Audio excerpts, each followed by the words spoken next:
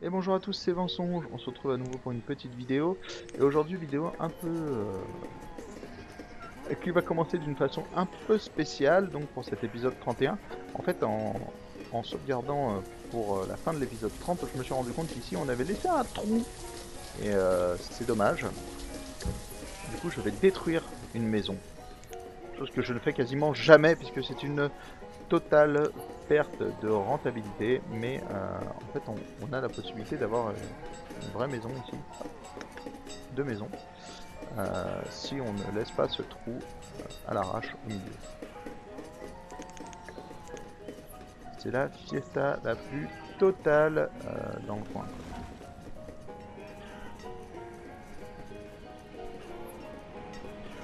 Du bois, de la pierre, des vêtements. Alors pourquoi est-ce qu'il y a autant de vêtements qui sont partis d'un coup? Est-ce qu'ils seraient venus alimenter ici? Oui, tout à fait, ils sont allés piocher dans les jaquettes pour alimenter là-dedans. Et il n'y a pas à se faire de soucis. Voilà, donc on a une travailleuse qui vient de mourir lamentablement. Voilà, donc là on a détruit cette maison, on va pouvoir en reconstruire deux à la place. Donc là on est en plein dans ce que je vous expliquais de la volonté d'avoir un baby boom qui se profile à l'horizon. On a toujours normalement, il est 224, on a toujours les fameux 50% d'adultes dont je vous parlais, très important. Laissez partir le marchand. On a toujours autant ce problème de nourriture qui s'accentue d'année en année. Et ce problème va finir par nous poser de graves problèmes. Du coup, ce qu'on va faire, c'est qu'on va tout simplement commencer les champs dans cette partie-là de la ville. Pour ce faire, nous allons construire une route. Une route qui va partir d'ici, qui va tracer tout droit. Voilà. Ici, nous allons compter 1, 2, 3, 4. Oula, j'ai perdu le compte. 1, 2, 3 et 4. Et donc c'est ici qu'il va falloir qu'on fasse notre route.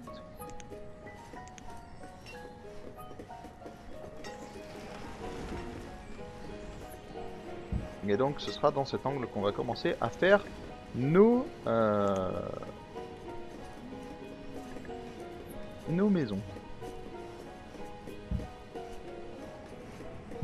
Donc là, avant que tout soit construit, on revérifie, hein.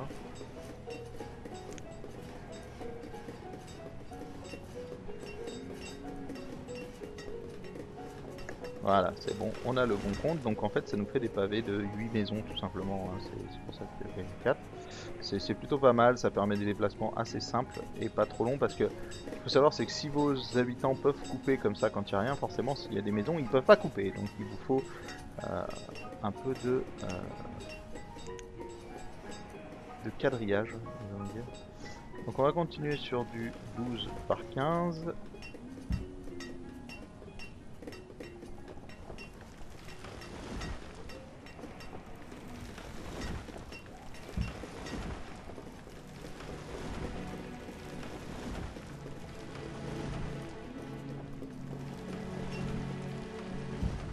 Voilà, 3 nouveaux champs en 12 par 15.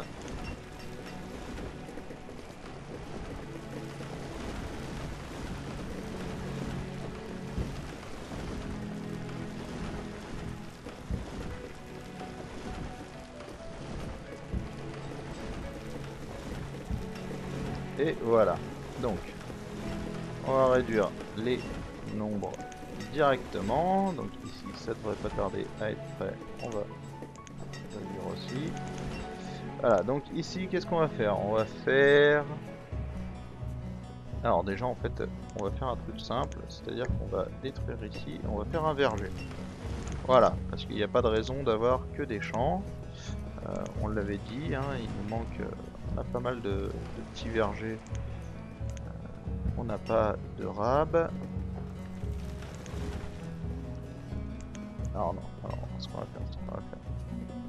On va effectivement faire un champ ici, on va faire un verger derrière. Voilà, comme ça. Donc ici, ce qu'on va faire, c'est qu'on va faire du maïs et du sorgho, par exemple, ou de l'orge, ou des brocolis. En fait, on a tellement de choix que, allez, de la laitue, ce sera un truc de ouf. Ici, on va faire les mûriers blancs. Donc ici, on a dit qu'on laissait à 2. Ici, on laisse à 2 aussi. Donc ce qui fait 28 ici.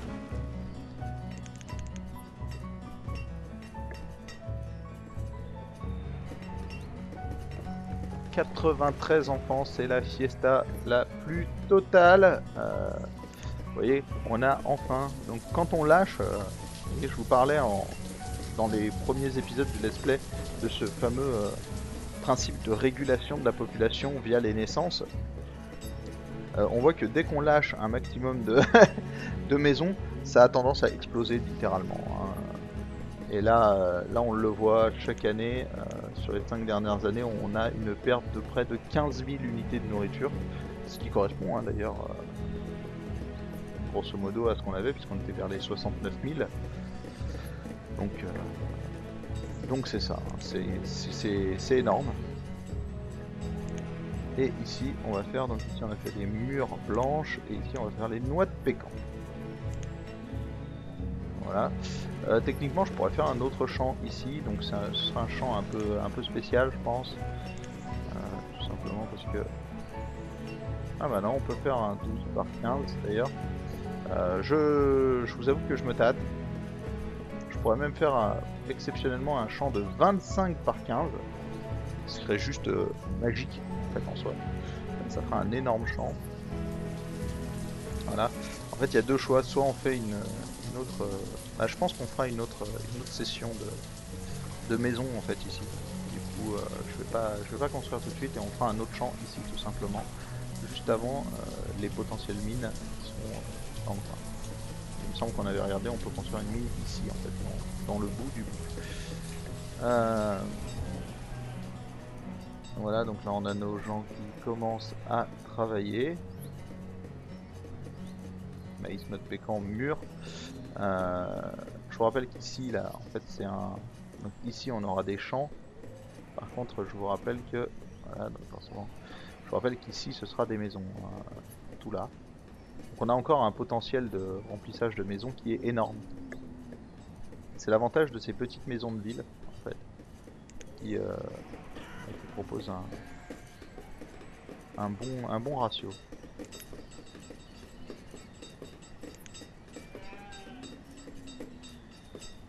On voit qu'il y a des enfants, mais de partout, c'est incroyable.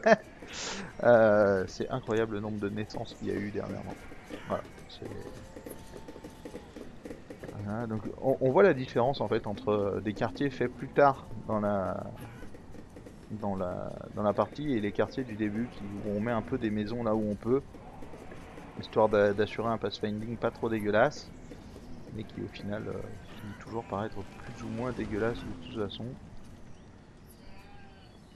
C'est assez incroyable en fait ce qui se passe ici. Ces bâtiments sont toujours pas construits, alors que tout le reste est fini depuis longtemps.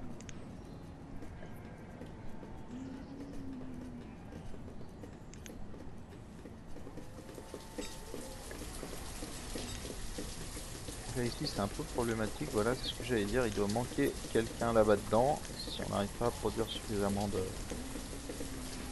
farine. Bon ici le fagot c'est toujours le sable qui va poser problème, hein. Ça risque d'être une constante au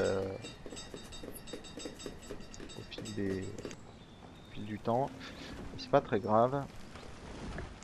Si mur rouge etc, ça ne nous intéresse pas. Donc ici on va pouvoir réinjecter tout simplement les haricots dans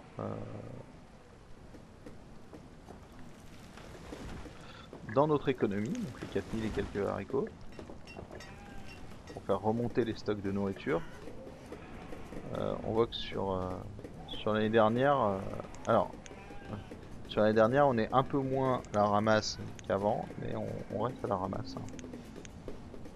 26 900 pour 23 300 de produits, ça reste léger. Il va nous falloir d'autres champs assez rapidement. Deux, je pense. Alors, ici, des cueilleurs. Donc, c'est tout simplement maintenant 12 cueilleurs qu'il faut, puisqu'on a 3 abris de cueilleurs. Et ici, ce sera pas mal de gens aussi. Donc vous voyez qu'avoir un gros stock de travailleurs, c'est très intéressant pour accomplir les tâches rapidement et pouvoir réaffecter les gens au nouveau bâtiment. En fait, c'est de la réactivité. C'est très utile pour la réactivité.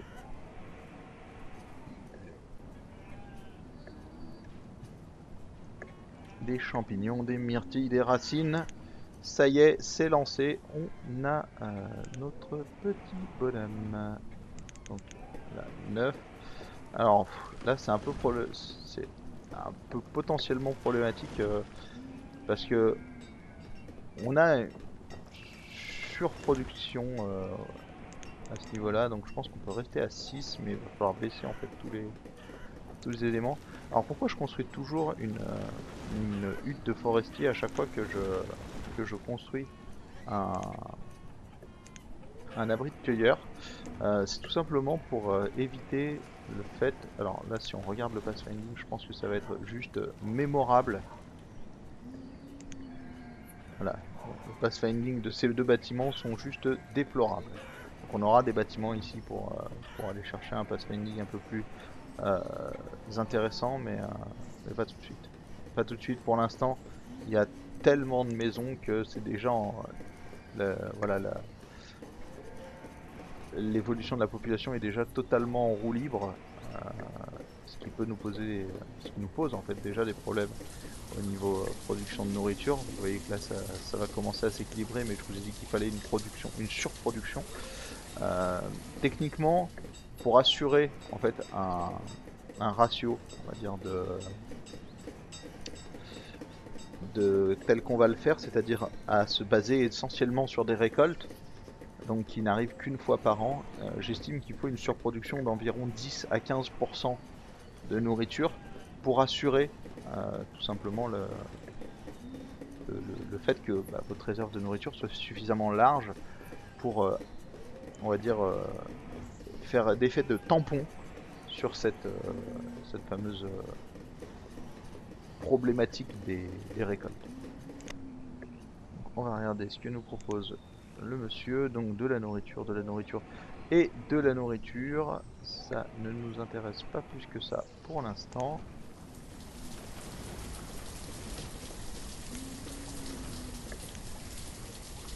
Si on va produire des manteaux en cuir tout simplement pour essayer de ravitailler en haut.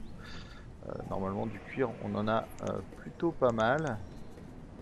Voilà, 1182 de cuir, c'est énorme. En fait, de toute façon, on a des stocks assez conséquents de beaucoup de choses. Argile, bois de chauffage, voilà, bon, herbes médicamentales, des jaquettes, du bois, de l'huile de lampe qui commence à être plutôt intéressant. Donc on voit que ici l'avantage c'est qu'on a pu récupérer tout simplement. Donc ici on était à 12 normalement. 12 et 6, voilà pour 18 mineurs. Ici on voit que l'avantage c'est que comme on a évolué cette mine assez tard, on a pu perdre un minimum. En fait le fait d'évoluer ça remet à 100%, et ça c'est quelque chose avec lequel il faut jouer quand vous allez vous retrouver avec tout ça. La quantité de nourriture en réserve est très faible.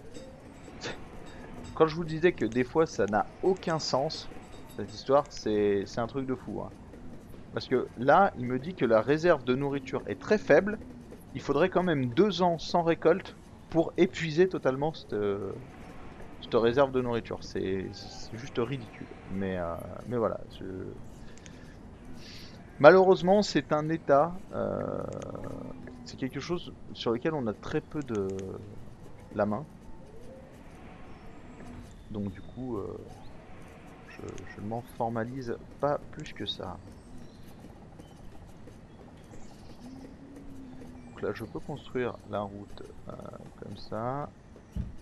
Donc là, on va tout simplement Ah, donc ici je vous ai dit ce sera des maisons. Donc ici on va continuer à regarder pour ceci. Donc tout simplement ici.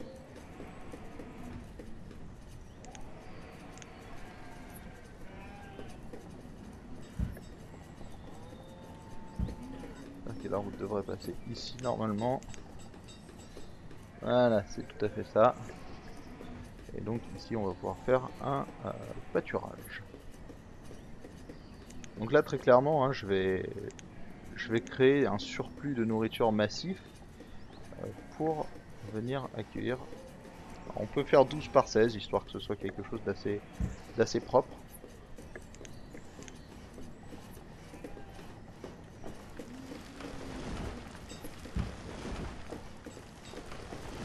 Voilà, comme ça fait quelque chose d'assez carré hein, autour du pâturage. Euh, donc voilà, donc ici on va tout simplement demander une récolte massive de tout ce qu'il y a ici. Ce sont des éléments qui ne nous intéressent pas outre mesure.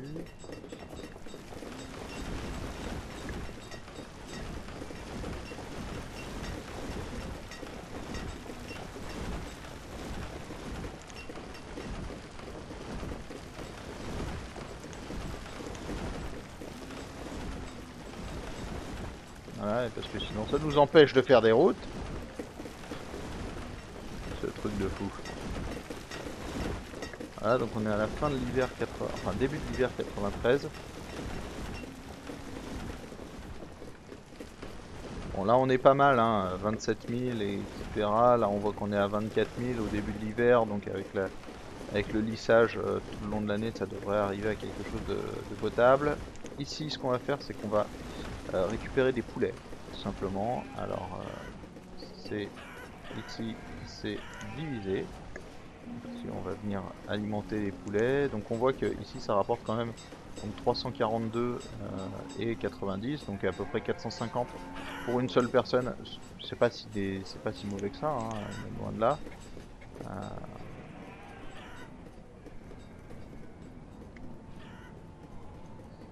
Voilà, ici, bah, comme d'habitude, hein, on va arriver à quelque chose qui va avoisiner les 500 par personne, donc très rentable. Ici, ça ne nous intéresse toujours pas.